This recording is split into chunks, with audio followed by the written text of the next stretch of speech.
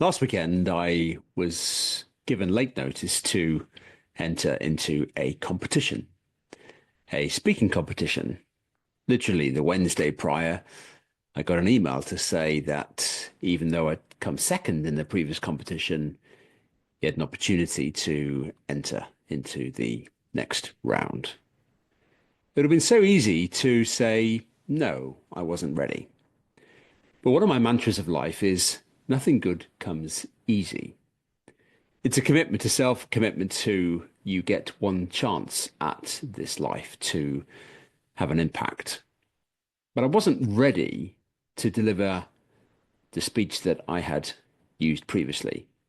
I didn't think it was good enough. So I set about putting a line through that speech and trying again. And I did my best. It wasn't the best in the end, but in the post competition interview, the competition chair challenged me on my mantra of nothing good comes easy. With the question, does it always need to be that way? I thought about it for a bit and then decided unequivocally, yes. Because for me, it highlights the value of effort and satisfaction from that effort.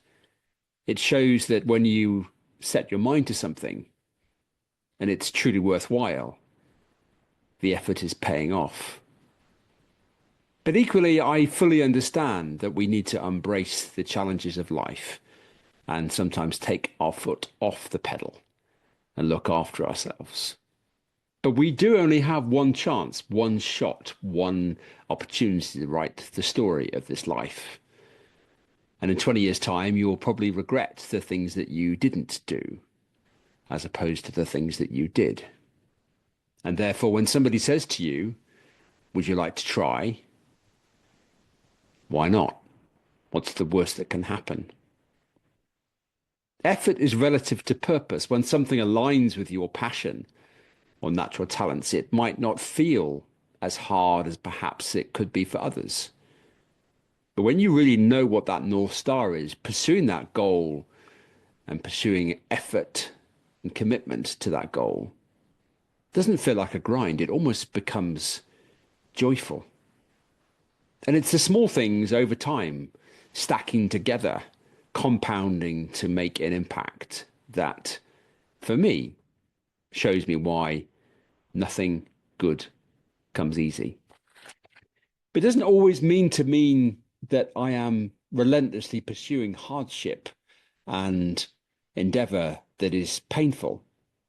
Because I also understand that self-care, self-respect, and self-esteem is hugely important. And it's those moments of calm, meditative thought, and just relaxing perhaps in front of a fire gives me a chance to reflect on the story that I'm writing. But for me, growth through effort is really where the beauty lies. Not every good thing must be hard to achieve. The act of striving and overcoming obstacles often enhances our appreciation of success. It is the climb that shapes us sometimes, not necessarily the summit. Whilst the summit is the reward, sometimes it's the falls and scrapes and near misses that we experience along the way that gives us the satisfaction of the summit. So yes, it was an interesting question. Does it have to always be this way? But for me, life is about balance. But I have an absolutely unwavering commitment to make sure that what is important to me is what I focus on. And the challenge to you, I guess, is what are you focusing on? Have you achieved all the things you wanted to do this year in 2024? And if not, why not?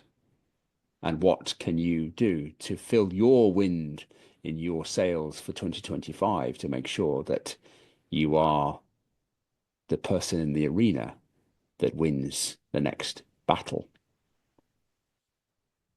And with that in mind, I'd love to give you that speech that Freddie Roosevelt gave in the sophomore 23rd of the 4th, 1970. And it is called The Man in the Arena. It is not the critic that counts, nor the man who points how the strong man stumbles, or whether the doer of deeds could have done them better.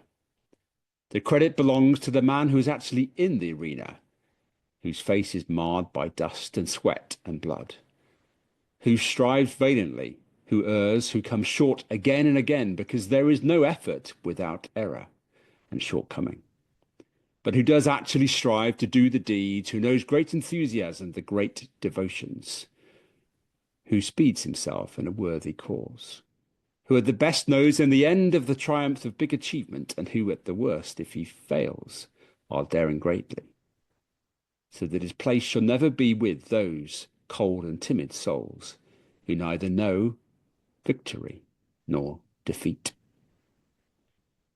So are you in the arena, or are you in the sidelines, watching, pouring scorn on the people that put effort into their challenges? Or are you ready to get into the arena and write the story of your life, which starts today with every new dawn?